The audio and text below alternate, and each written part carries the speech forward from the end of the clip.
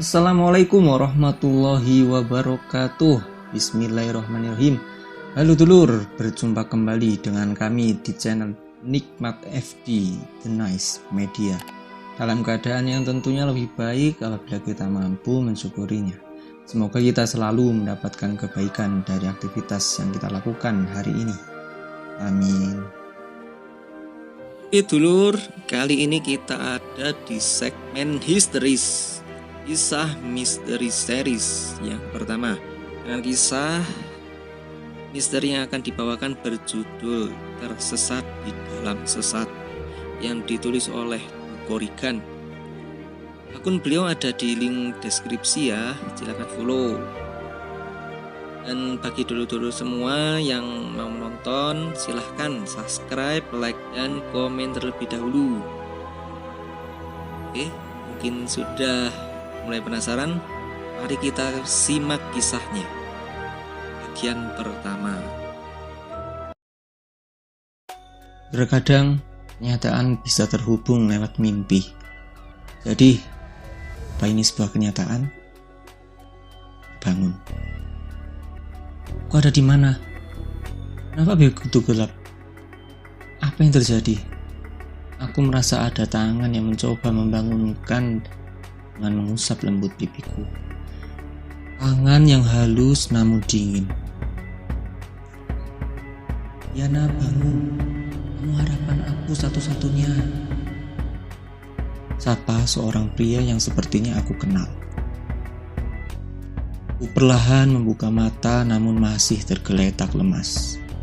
Aku mencoba menerka apa yang sebenarnya terjadi. Tapi semakin ku mencoba untuk mengingat, maka semakin samar terbayang.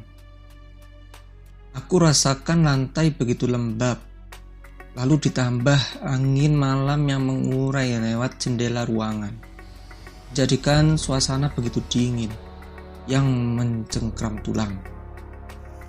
Aku hanya mengenakan blus dibalut cardigan, rok selutut, juga stocking tipis sampai ke mata kaki yang terbungkus sepatu kets. Apa yang aku kenakan tidak hanya membantu untuk menghangatkan badanku. Sambil mengingat apa yang terjadi, silangkan tangan di dada, mencoba bangkit dan berusaha mengetahui ada di mana keberadaanku ini. Mataku minus. Ini menjadikan penglihatan di sekitar ruangan bukan hanya gelap, tapi begitu samar.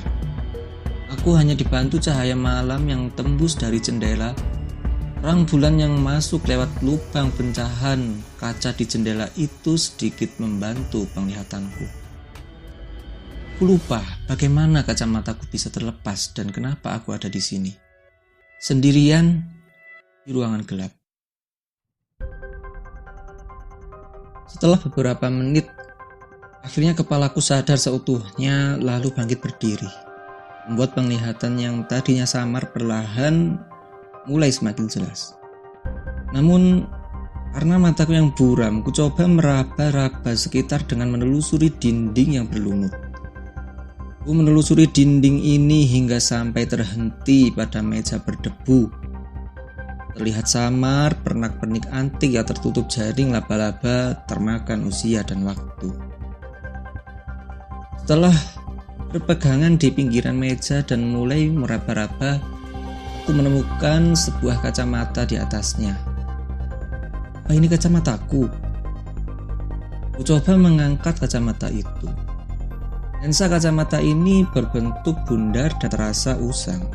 Terdapat ukiran klasik yang terpahat di setiap lengkung bingkainya. Aku rasa ini bukan kacamata modern pada umumnya. Aku coba mengenakan perlahan, dan ternyata ada retakan kecil di bagian lensa kanan.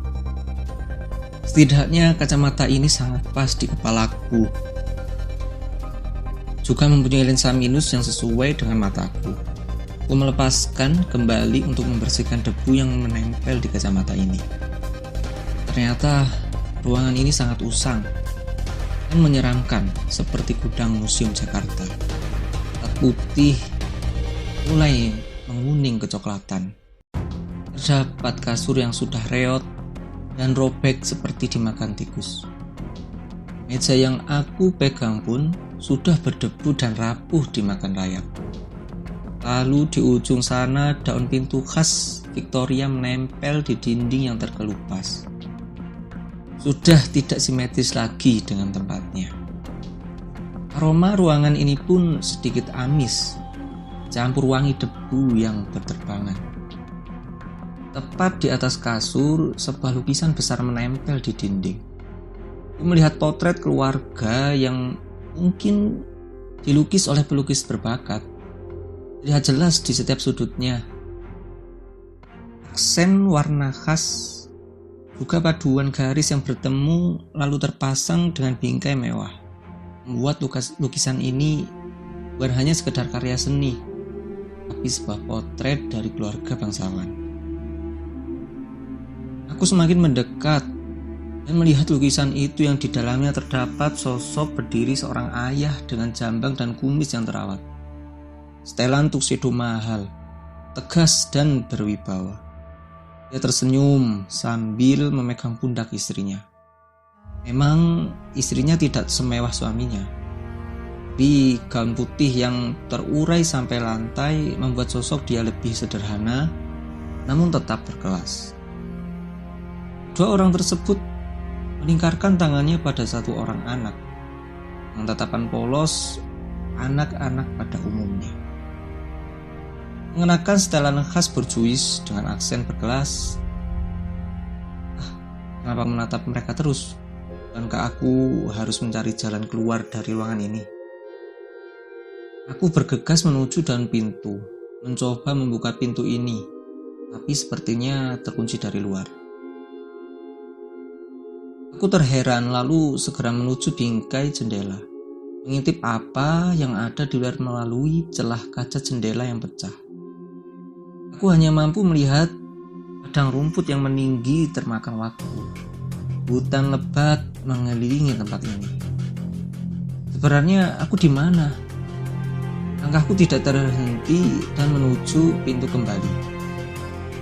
Aku mengepalkan tangan dan mendobrak sekuat tenaga, berharap ada orang yang mendengar.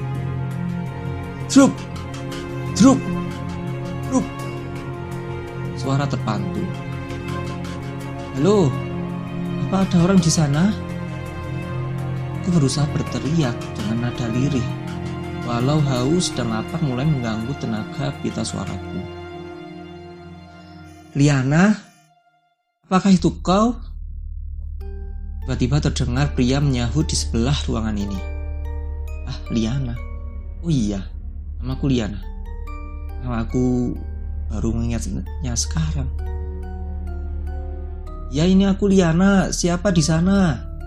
Aku berkata-kata sambil meraba-raba dinding, menerka di mana keberadaan suara itu. Ini aku Bagas. Aku terikat di kursi, ikuti arah suaraku. Posisi kita berdekatan. Riak pria tersebut sambil memegang kepalaku yang mulai runyam. Aku sedikit terheran-heran dengan situasi ini, khususnya pria tersebut. Siapa Bagas? Aku tidak memperdulikan pertanyaan itu. Mungkin dia akan membantuku. Aku melangkah sedikit demi sedikit, menelusur asal suaranya, menempelkan telingaku pada dinding. Akhirnya aku mendengar sedikit suara di sebelah ruangan ini. Cerit, cerit. Terdengar suara gesekan kursi pada lantai. Sialan, aku tidak bisa bergerak. Liana, apa kamu masih di sana? Teriak Bagas. Ah iya, aku masih di sini, sambutku. Sepertinya dia berusaha menggeser posisinya agar lebih dekat denganku. Ah iya, dia bilang terikat pada sebuah kursi. Aku harus cepat ke sana. Langkahku terhenti di meja usang tadi. Penglihatanku yang mulai jelas ini memberikan sedikit petunjuk. Jika melihat secara seksama, di balik meja ini terdapat retakan kecil yang terlihat menjulang, membuat celah ke ruangan lain. Aku menjulurkan tangan pada retakan itu, dan ternyata benar, ada angin yang berhembus. Aku harus menggeser meja ini untuk memastikannya. Fred, Crit. Walau lemas, aku berhasil menggeser meja ini perlahan-lahan. Aku menemukannya. Retakan itu terbelah cukup besar. Mungkin badanku bisa masuk melalui celah itu. Lalu setelah menundukkan badan, dari posisi ini ruangan sebelah itu terlihat begitu gelap dan hanya diterangi lilin remang-remang. Terlihat bayangan orang yang duduk bersimpuh pada kursi. Pasti itu Bagas. Bagas, kamu masih mendengarku? Aku kesana sekarang, teriakku sambil berjalan jongkok menuju ruangan itu. Diana, hati-hati, sahut Bagas. Diana, kamu perempuan tangguh. Aku selalu tahu itu. Iri Bagas memujiku. Aku tidak mengerti apa yang sebenarnya terjadi. Aku terisak sambil terbata-bata.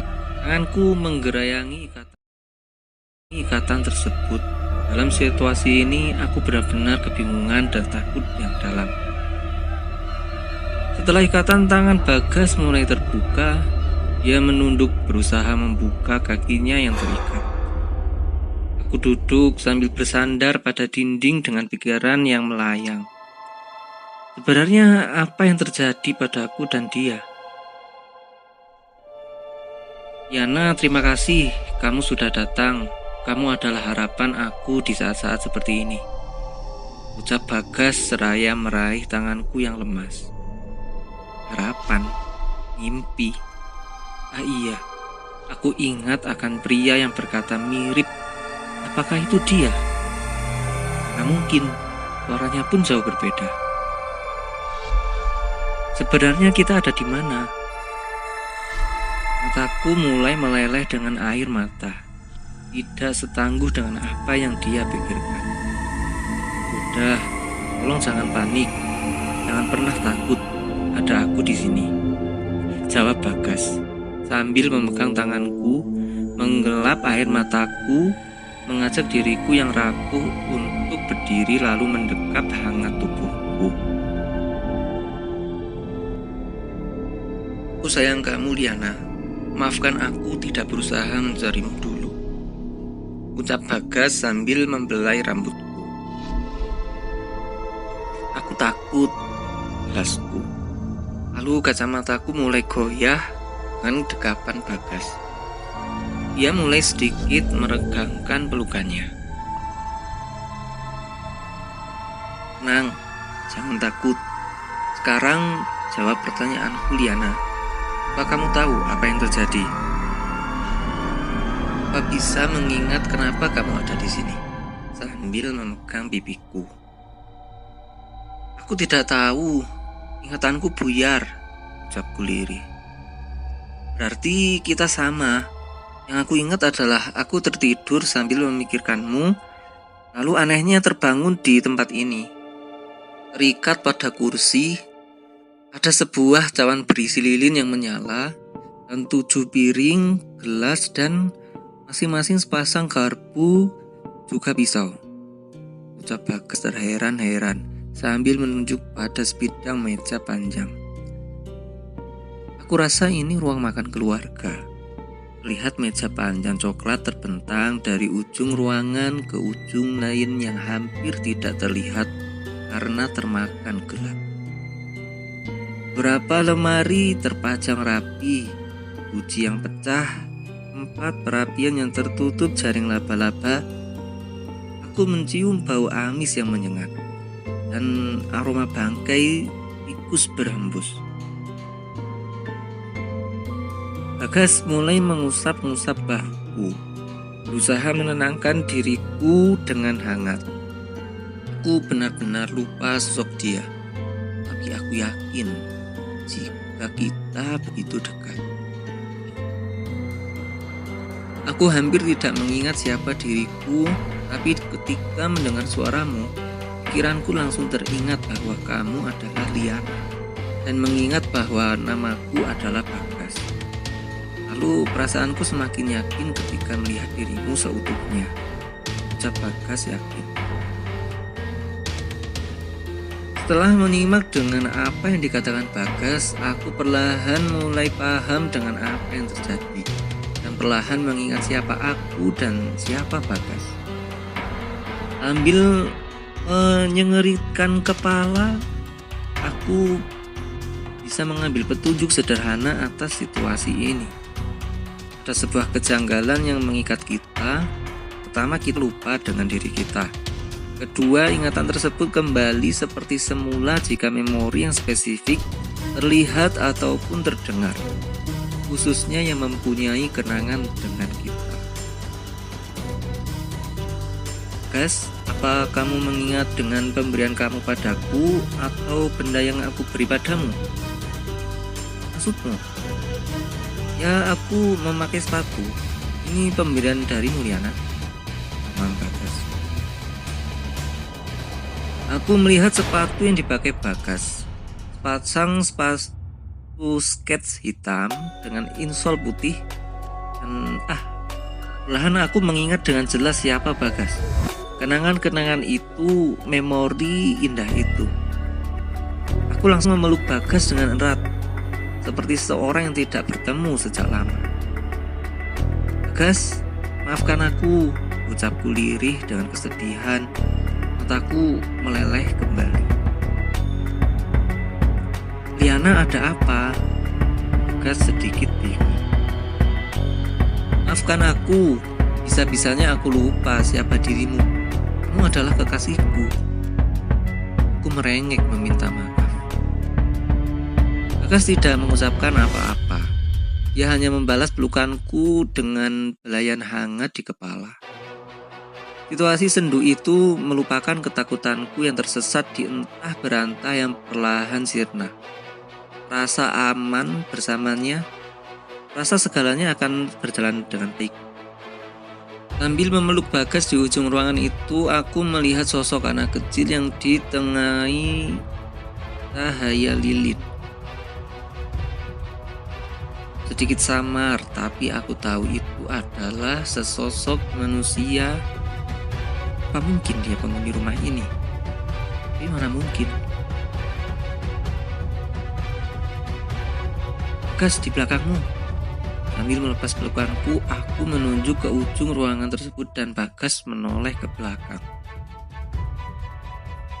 Aku tidak melihat apapun. Benar, itu ada anak kecil. Aku berusaha meyakinkan Bagas. Yana, apa kamu sakit? Masih merasa pusing? Ucap Bagas sambil memegang keningku. Aku perlahan meninggalkan posisi Bagas dan menuju anak kecil tersebut. Langkah demi langkah membuat aku semakin ragu dan segan. Tapi jika ini salah satu cara mengetahui ada di mana keberadaan kita, maka ini harus dilakukan. Aku harus menanyakan hal ini pada anak itu. Liana, kamu hendak kemana? Tanya Bagas.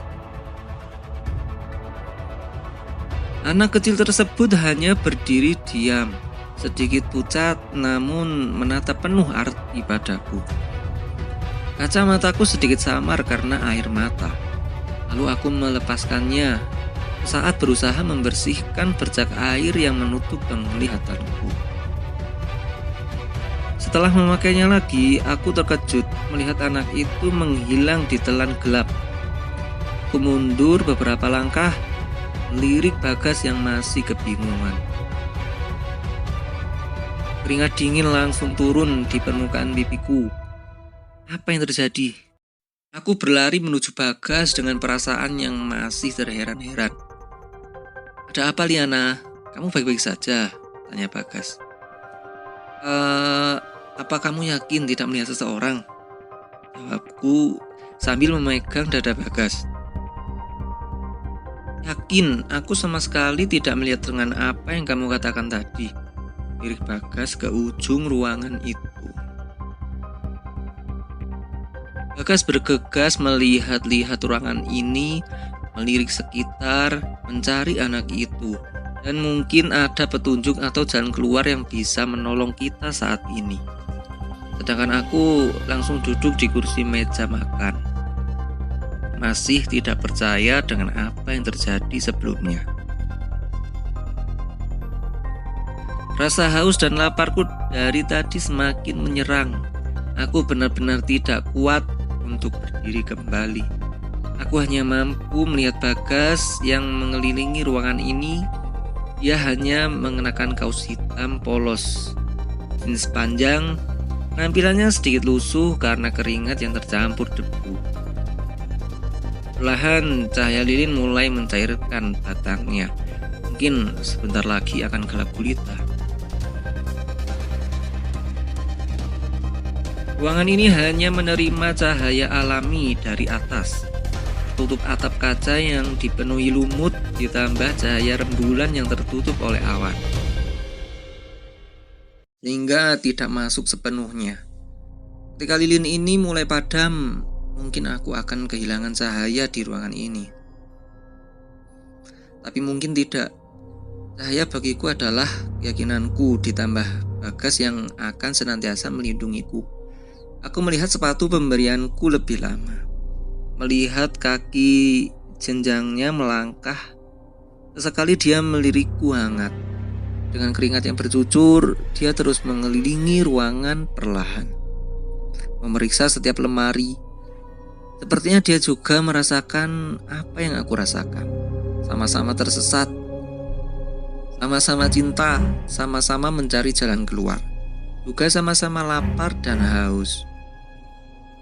Langkah Bagas terhenti pada sebuah lemari di sudut ruangan, dekat dengan celah tempat aku masuk tadi. Dia menemukan teko antik yang berisi air, juga makanan kaleng. Dia menuju meja makan, mengambil pisau dan gelas. Sambil tersenyum, dia melirikku penuh arti dan bergegas menuju tempatku. Liana, maafkan aku. Bisa seperti ini pun aku masih belum bisa memberi yang terbaik untukmu, ucap Bagas sedih.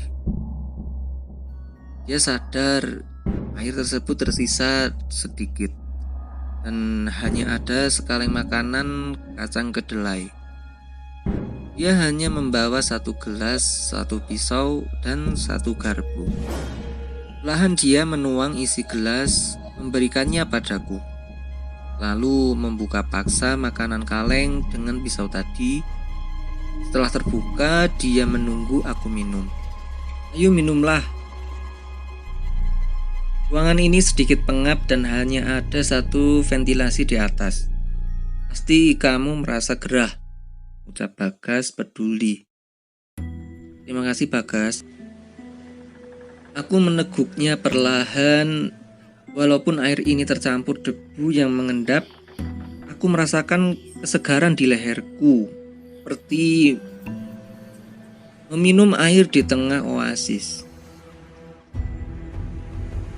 Makan ini juga, aku melihat makanan kaleng ini masih layak makan. Walaupun sepertinya sudah basi dan berkarat, namun jenis kacang-kacangan mempunyai daya tahan yang lebih lama. Rasanya sedikit hambar, tapi masih layak kok untuk dimakan. Sambil menaruh garpu ke dalam kaleng tersebut. Kamu makan duluan, aku juga menyisakan sedikit air buatmu Gas. Sambil memberikan gelas pada Bagas. Aku tidak haus Lia, habiskan saja, bantah Bagas. Bagas, kamu masih ingat dengan perkataanku dulu tentang hubungan? Duduk sama rendah, berdiri sama tinggi. Ya, aku ingat itu, ucap Bagas memotong perkataanku. Artinya, apapun keadaan kita, susah atau senang, kita harus menikmatinya bersama, umamku sambil memberikan gelas ini pada Bagas dengan kesal. Dia sedikit ragu, namun tetap meminum air itu. Beluk, dahaga Bagas mulai terisi. Lehernya terlihat maskulin sekali jika mendongak ke atas. Aku menyisakan sedikit air untukmu Liana, senyum Bagas. Sekarang kita makan bersama.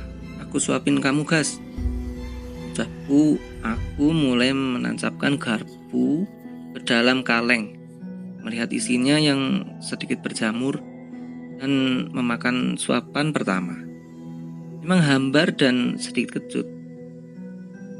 Sekarang giliranmu. Aku memberikan suapan kepada Bagas. Dia membuka mulutnya perlahan. Kita saling melempar senyum. Kita saling berbagi air dan kita berbagi makanan bersama. Walaupun tidak layak dan tidak mewah, tapi aku merasakan bahwa hubungan seperti ini yang memberikan ketenangan di tengah situasi seperti ini. Pikiranku langsung melayang dengan kejadian sebelumnya. Suara yang membangunkanku, anak kecil yang mirip dengan lukisan yang aku temui sebelumnya, sepatu Bagas, lalu sekarang makan bersama, dan akhirnya aku mengingat sesuatu. Aku tersedak karena mengingat sesuatu. Pelan-pelan Liana sambil mengusap bahuku. Sebentar, aku ingin menanyakan sesuatu. Aku mengingat bahwa makanan kaleng ini hanya diproduksi eksklusif di tahun tertentu, edisi spesial akhir tahun. Aku pernah membelinya hampir bersamaan dengan sepatu yang kamu kenakan. Kamu masih ingat kan, kapan aku memberikannya padamu, Gas? Tanya aku pelan. Aku tidak ingat dengan pasti, tapi jika makanan kaleng ini pernah kamu beli dan sekarang sudah basi, maka artinya Bagas melayang.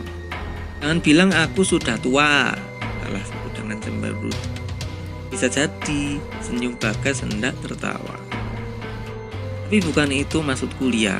Aku hanya heran karena aku mulai mengingat bahwa kamu memberikan sepatu ini kira-kira seminggu yang lalu.